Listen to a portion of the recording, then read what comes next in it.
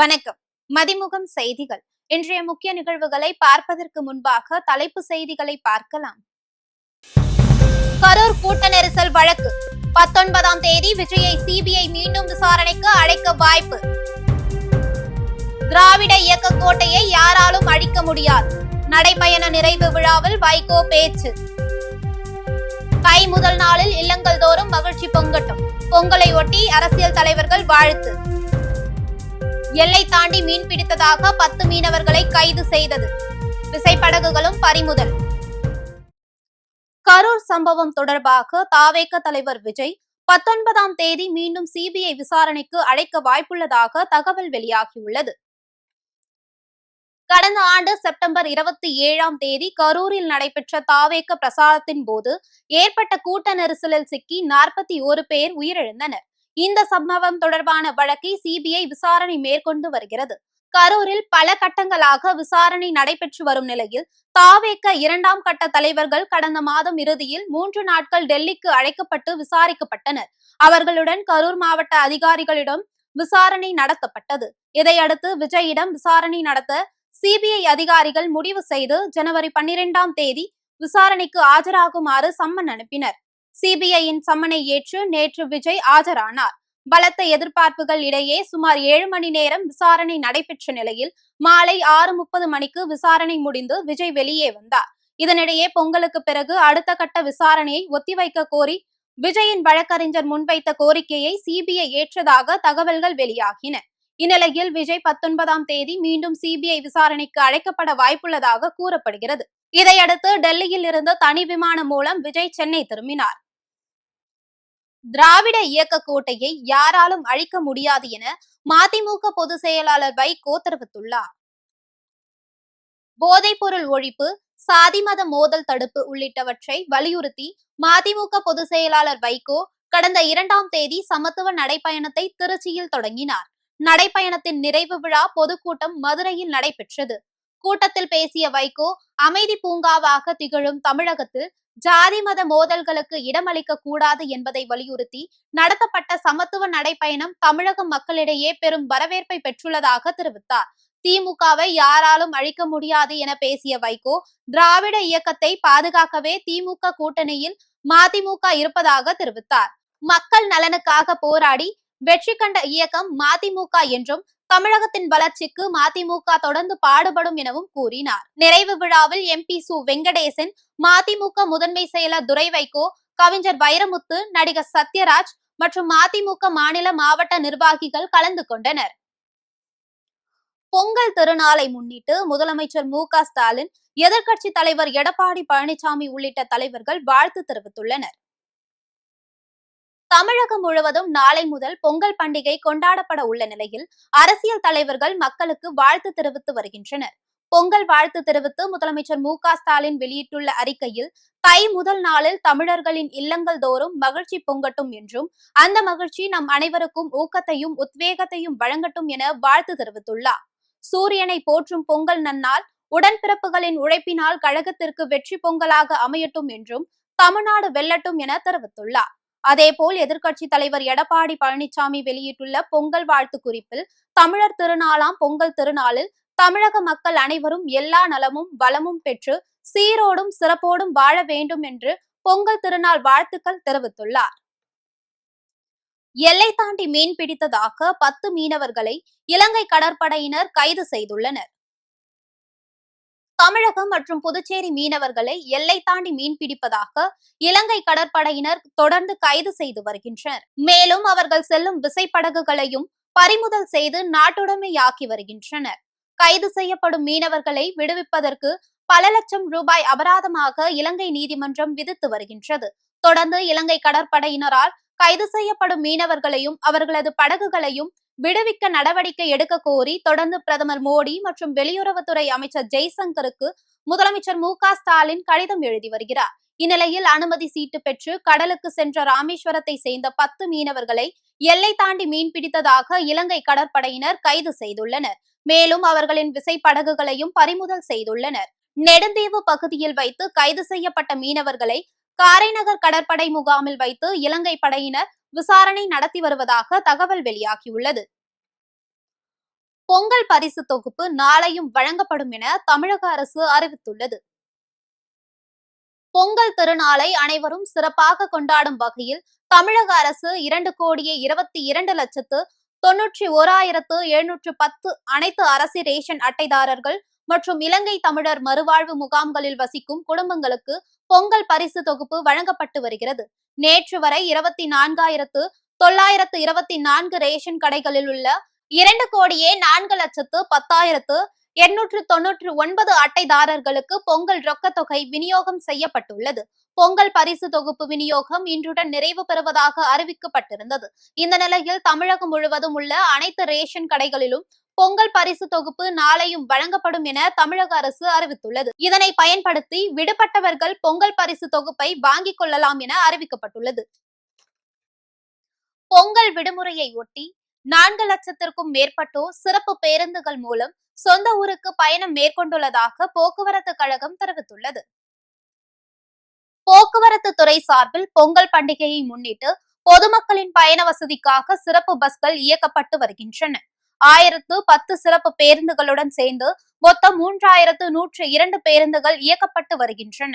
இந்த நிலையில் கடந்த 9ஆம் தேதி முதல் நேற்று வரை 11,372 பேருந்துகள் இயக்கப்பட்டு 4,88,780 பயணிகள் பயணம் மேற்கொண்டுள்ளதாகவும் இதுவரை 2,56,977 பயணிகள் முன்பதிவு செய்து பயணம் மேற்கொண்டு வருவதாக போக்குவரத்து துறை சார்பில் தெரிவித்துள்ளது. பொங்கல் திருநாளை ஒட்டி பொதுமக்களின் தேவையை கருத்தில் கொண்டு தேவைக்கேற்ப கூடுதல் பேருந்துகள் தொடர்ந்து இயக்கப்படும் என தெரிவிக்கப்பட்டுள்ளது. சென்னையில் 22 கேரட் ஆபரண தங்கத்தின் விலை சவரனுக்கு 1,400 ரூபாய் உயர்ந்து 1,05,360 ரூபாய்க்கு விற்பனையாகிறது. சர்வதேச பொருளாதார நிலைக்கேற்ப தங்கம் விலை அவ்வப்போது ஏற்ற இறக்கத்தை சந்தித்து வருகிறது. வாரத்தின் முதல் நாளான நேற்று அதிரடியாக உயர்ந்த தங்கம் விலை கிராமுக்கு 220 ரூபாய் உயர்ந்து 13,120 ரூபாய்க்கும், சவரனுக்கு 1,760 ரூபாய் உயர்ந்து 1,04,960 ரூபாய்க்கு விற்பனை செய்யப்பட்டது. தொடர்ந்து இன்றும் தங்கம் விலை உயர்ந்து நகை பிரியர்களை அதிர்ச்சியடைய செய்துள்ளது. அதன்படி 22 கேரட் ஆபரண தங்கத்தின் விலை கிராமுக்கு 50 ரூபாய் உயர்ந்து 13,170 ரூபாய்க்கும், சவரனுக்கு 400 ரூபாய் உயர்ந்து 1,05,360 ரூபாய்க்கும் விற்பனை செய்யப்படுகிறது. அதேபோல் வெள்ளியின் விலையும் ஒரே நாளில் அதிரடியாக கிராமுக்கு 5 ரூபாய் உயர்ந்து 292 ரூபாய்க்கும், கிலோவுக்கு 5,000 ரூபாய் உயர்ந்து 1 கிலோ வெள்ளி 2,92,000 ரூபாய்க்கும் விற்பனையாகிறது. வேலூர் மாவட்டம் பேரணாம்பட்டில் இருசக்கர வாகனத்தை திருடி சென்ற நபரை போலீசார் கைது செய்தனர். வேலூர் மாவட்டம் பேரணாம்பட்டு நகர மற்றும் சுற்றுவட்டார பகுதியில் இருசக்கர வாகனங்கள் திருடு போவதாக வந்த தொடர் புகாரை அடுத்து போலீசார் பல்வேறு பகுதியில் பொருத்தி வைக்கப்பட்ட சிசிடிவி காட்சிகளை ஆய்வு செய்தனர். இந்நிலையில் சிசிடிவியில் பதிவான காட்சிகளை வைத்து போலீசார் தீவிர வாகன தணிக்கையில் ஈடுபட்டனர். அப்போது மதனப்பள்ளி வழியாக இருசக்கர வாகனத்தில் வந்த நபரை பிடித்து விசாரணை மேற்கொண்டதில் அவர் செட்டிக்குப்பம் பகுதியை சேர்ந்த சுந்தரராஜ் என்பதும் இவர் இருசக்கர வாகனங்களை திருடி விற்பனையில் ஈடுபடுவதும் தெரிய வந்தது. இதனை அடுத்து சுந்தரராஜை கைது செய்த போலீசார் அவரிடமிருந்து 6 இருசக்கர வாகனங்களை பறிமுதல் செய்தனர். திருப்பத்தூர் மாவட்டம் ஆம்பூரில் புதிதாக திறக்கப்பட்ட அரசு மதுபான கடைக்கு எதிர்ப்பு தெரிவித்து பொதுமக்கள் போராட்டத்தில் ஈடுபட்டனர். ஆம்பூர் நகர பகுதிக்குட்பட்ட பெத்லேகம், ரெட்டித்தோப்பு, MV சாமி நகர், கம்பிக்கொள்ளை உள்ளிட்ட பகுதிகளில் மதுபான கடை அமைப்பதாக தகவல் வெளியானதை அடுத்து அப்பகுதி மக்கள் இதனை எதிர்த்து மாவட்ட ஆட்சியரிடம் கோரிக்கை மனு அளித்தனர். இந்நிலையில் மதுபான கடை வராது என உறுதியளித்ததாகவும் தற்பொழுது அப்பகுதி மக்களுக்கு தெரியாமல் வெளியில் ஜூஸ் கடை என பெயர் பலகை வைத்துவிட்டு உள்ளே அரசு மதுபான கடை இயங்கி வருவதாக தெரிய வந்ததை அடுத்து அப்பகுதி மக்கள் 100க்கும் மேற்பட்டோர் கடையை முற்றுகையிட்டு போராட்டத்தில் ஈடுபட்டனர். இது குறித்து தகவல் அறிந்து சென்ற போலீசார் போராட்டத்தில் ஈடுபட்டவர்களிடம் பேச்சுவார்த்தை நடத்தி கடையை மூடுவதாக உறுதியளித்து கடையை மூடிய பின்னர் போராட்டத்தை கைவிட்டு கலைந்து சென்றனர்.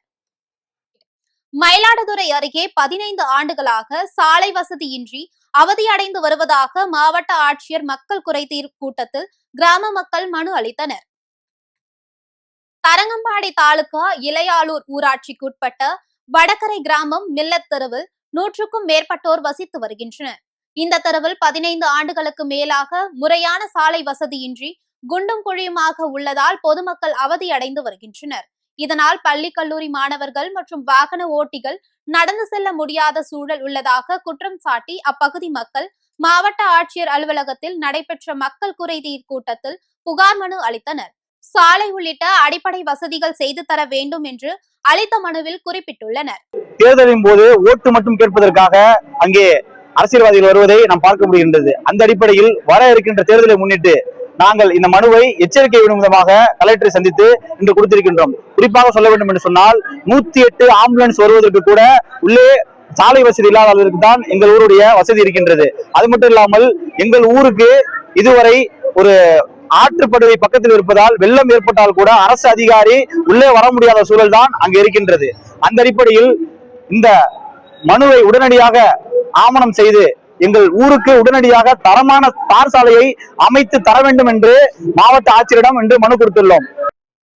ராணிப்பேட்டை மாவட்டம் சோளிங்க ஸ்ரீ யோகலட்சுமி நரசிம்மர் கோவில் அருகே உள்ள கல்குவாரிகள் செயல்படுவதால் கோவிலுக்கு பாதிப்பு ஏற்படுவதாக பொதுமக்கள் குற்றம் சாட்டியுள்ளனர். சோளிங்கர் அருகே ஸ்ரீ யோகலட்சுமி நரசிம்மர் கோவில் அமைந்துள்ள மலையை சுற்றிலும் சுமார் 5க்கும் மேற்பட்ட கல்குவாரிகள் செயல்படுத்தப்பட்டு வருகின்றன. இந்த கல்குவாரிகளில் பாறைகளை உடைப்பதற்காக விதிகளை மீறி அளவுக்கு அதிகமாக வெடிமருந்துகள் பயன்படுத்தும் போது அதிகப்படியான அதிர்வுகள் ஏற்பட்டு கோவிலுக்கு சேதம் அபாயம் ஏற்பட்டுள்ளதாக அப்பகுதி மக்கள் தெரிவித்துள்ளனர். எனவே தமிழக அரசு மற்றும் இந்து அறநிலைத்துறை அதிகாரிகள் கோவில் இருக்கக்கூடிய மலைப்பகுதிகளில் விதிகளை மீறி செயல்படும் கல்குவாரிகள் மற்றும் கோவிலுக்கு அருகாமையில் இருக்கக்கூடிய கல்குவாரிகளின் அனுமதிகளை ரத்து செய்ய வேண்டும் என்றும் கோவிலை பாதுகாக்க வேண்டும் எனவும் பொதுமக்கள் கோரிக்கை விடுத்துள்ளனர். திருவண்ணாமலையில் புகழ்பெற்ற போலூர் ஆட்டு சந்தையில் பொங்கல் பண்டிகையை முன்னிட்டு 2 கோடி ரூபாய்க்கு மேல் வியாபாரம் நடைபெற்றுள்ளது. திருவண்ணாமலை மாவட்டத்தில் பொங்கல் பண்டிகையை முன்னிட்டு பிரசித்தி பெற்ற போலூர் ஆட்டு சந்தையில் கூட்டம் களை கட்டியது. வாரந்தோறும் நடைபெறும் இந்த சந்தையில் திங்கட்கிழமை காலை முதலே ஆடுகளின் வரத்து கணிசமாக அதிகரித்து காணப்பட்டது. இந்த ஆட்டு சந்தையில் பல்வேறு மாவட்டங்களில் இருந்து வந்த வியாபாரிகள் ஆர்வமுடன் ஆடுகளை வாங்கி சென்றனர். பொங்கல் பண்டிகையை முன்னிட்டு ஒரு ஆட்டின் விலை குறைந்தபட்சம் 7,000 ரூபாய் முதல் அதிகபட்சமாக 35,000 ரூபாய் வரை விற்பனையானது. இதன் காரணமாக ஒரே நாளில் போலூர் ஆட்டு சந்தையில் ரூபாய் 2 கோடிக்கு மேல் ஆடுகள் விற்பனையானதாக வியாபாரிகள் தெரிவித்தனர். இதனால் விவசாயிகளும் ஆடு வளர்ப்பு தொழிலாளர்களும் பெரும் மகிழ்ச்சி அடைந்துள்ளனர். ஜனநாயகன் திரைப்படத்தின் தணிக்கை சான்றிதழ் விவகாரம் தொடர்பான மேல்முறையீட்டு மனுவை 15ஆம் தேதி உச்சநீதிமன்றம் விசாரணைக்கு எடுத்துள்ளதாக தகவல் வெளியாகியுள்ளது. பொங்கல் பண்டிகையை முன்னிட்டு தாவேக தலைவர் விஜய் நடிப்பில் உருவான ஜனநாயகன் திரைப்படம் 9ஆம் தேதி வெளியாக இருந்தது. ஆனால் தணிக்கை சான்றிதழ் கிடைக்காததால் தள்ளி போனது. தணிக்கை சான்றிதழ் வழங்க உத்தரவிடக் கோரி சென்னை உயர்நீதிமன்றத்தில் படத்தின் தயாரிப்பு நிறுவனம் தாக்கல் செய்த மனுவை விசாரித்த தனி நீதிபதி PD ஆஷா உடனடியாக UA தணிக்கை சான்றிதழ் வழங்க உத்தரவிட்டார். சென்னை உயர்நீதிமன்றத்தின் தலைமை நீதிபதி MM ஸ்ரீவாஸ்தவா மற்றும் நீதிபதி G அருள்முருகன் ஆகியோர் அமர்வில் தணிக்கை வாரியம் மேல்முறையீட்டு மனுவை தாக்கல் செய்தது. இந்த மனுவை விசாரித்த தலைமை நீதிபதி அமர்வு தனி நீதிபதியின் உத்தரவுக்கு இடைக்கால தடை விதித்து வழக்கின் அடுத்த கட்ட விசாரணையை 21ஆம் தேதிக்கு ஒத்திவைத்தனர். சென்னை உயர்நீதிமன்ற தலைமை நீதிபதி அமர்வின் தீர்ப்பை எதிர்த்து உச்சநீதிமன்றத்தில் படத்தின் தயாரிப்பு நிறுவனம் அவசர வழக்கை தாக்கல் செய்தது. இந்த நிலையில் மேல்முறையீட்டு மனுவை 15ஆம் தேதி உச்சநீதிமன்றம் விசாரணைக்கு எடுக்க உள்ளதாக தகவல்கள் வெளியாகியுள்ளது. கரூர் மாநகராட்சிக்குட்பட்ட அரசு பள்ளிகளில் பயிலும் மாணவ மாணவிகளுக்கு விலையில்லா மிதிவண்டிகளை சட்டமன்ற உறுப்பினர் செந்தில் பாலாஜி வழங்கினார். தமிழ்நாடு அரசு மற்றும் அரசு உதவி பெறும் பள்ளிகளில் படிக்கும் மாணவ மாணவிகளுக்கு விலையில்லா மிதிவண்டிகள் வழங்கி வருகிறது. அதன் தொடர்ச்சியாக கரூரில் உள்ள 5 மாநகராட்சி பள்ளிகளில் விலையில்லா மிதிவண்டிகள் வழங்கும் நிகழ்வு நடைபெற்றது. இந்நிகழ்ச்சியில் கரூர் சட்டமன்ற உறுப்பினர் செந்தில் பாலாஜி கலந்து கொண்டு 5 பள்ளிகளில் பயிலும் 369 மாணவ மாணவிகளுக்கு அரசின் விலையில்லா மிதிவண்டிகளை வழங்கினார். மேலும் 812 மாணவ மாணவிகளுக்கு செந்தில் பாலாஜி அறக்கட்டளை சார்பில் வழங்கப்படும் வினாவிடை தொகுப்பு புத்தகங்களையும் வழங்கினார். இந்நிகழ்ச்சியில் மாவட்ட முதன்மை கல்வி அலுவலர் ராஜு மற்றும் மாமன்ற உறுப்பினர்கள், ஆசிரியர்கள் கலந்து கொண்டனர். ஈரான் இஸ்லாமிய குடியரசு நாடுடன் வர்த்தகம் செய்து அமெரிக்காவுடனும் வர்த்தகம் செய்யும் நாடுகளுக்கு 25% வரி விதிக்கப்படும் என ட்ரம்ப் எச்சரிக்கை விடுத்துள்ளார். ஈரானின் 31 மாகாணங்களில் 100 நகரங்களில் 16வது நாளாக இன்றும் போராட்டம் நீடித்து வரும் நிலையில் போராட்டத்தில் ஈடுபடுபவர்கள் கைது செய்யப்பட்டும் வருகின்றனர். வன்முறையை தடுக்கும் நோக்கில் நாட்டின் பல்வேறு பகுதிகளிலும் இணையதள சேவையை அரசு முடக்கி வைத்துள்ளது. சில அரசு ஊடகங்கள் மட்டுமே செயல்பட அனுமதி அளிக்கப்பட்டுள்ளது. இந்த சூழலில் ஈரானை மீண்டும் சிறந்த நாடாக மாற்றுவேன் என அமெரிக்க ஜனாதிபதி ட்ரம்ப் கூறி வருகிறார். போராடும் மக்கள் பாதிக்கப்பட்டால் ஈரான் மீது கடும் நடவடிக்கை எடுக்கப்படும் என்றும் கூறியுள்ளார். எனினும் உங்களுடைய சொந்த விவகாரங்களில் கவனம் செலுத்துங்கள் என ஈரான் தலைவர் காமேனி கூறியுள்ளார். இந்த சூழலில் ஈரானை நேரடியாக தாக்குவதற்கு பதிலாக மறைமுக தாக்குதல் நடத்தும் வகையிலான முடிவை ட்ரம்ப் எடுத்துள்ளார். அவர் வெளியிட்டுள்ள செய்தியில், ஈரான் இஸ்லாமிய குடியரசு நாடுடன் வர்த்தகம் செய்து அமெரிக்காவுடனும் வர்த்தகம் செய்யும் நாடுகளுக்கு 25% வரி விதிக்கப்படும் என்று ட்ரம்ப் தெரிவித்துள்ளார். இந்த அறிவிப்பு ஏற்கனவே பணவீக்கம் அதிகரிப்பு, விலைவாசி உயர்வு போன்றவற்றால் கடுமையாக பாதிக்கப்பட்ட ஈரானில் நிலைமையை இன்னும் மோசமடைய செய்யும் என எதிர்பார்க்கப்படுகிறது. மீண்டும் தலைப்பு செய்திகள். கரூர் கூட்ட நெரிசல் வழக்கு 19ஆம் தேதி விஜயை சிபிஐ மீண்டும் விசாரணைக்கு அழைக்க வாய்ப்பு. திராவிட இயக்க கோட்டையை யாராலும் அழிக்க முடியாது. நடைபயண நிறைவு விழாவில் வைகோ பேச்சு. தை முதல் நாளில் இல்லங்கள் தோறும் மகிழ்ச்சி பொங்கட்டும். பொங்கலை ஒட்டி அரசியல் தலைவர்கள் வாழ்த்து. எல்லை தாண்டி மீன் பிடித்ததாக 10 மீனவர்களை கைது செய்தது. விசைப்படகுகளும் பறிமுதல். இத்துடன் செய்திகள் நிறைவடைந்தன. மீண்டும் செய்திகள் இரவு 8 மணிக்கு. மேலும் செய்திகளை தெரிந்து கொள்ள மதிமுகம் பிரைம் யூடியூப் தளத்தில் இணைந்திருங்கள்.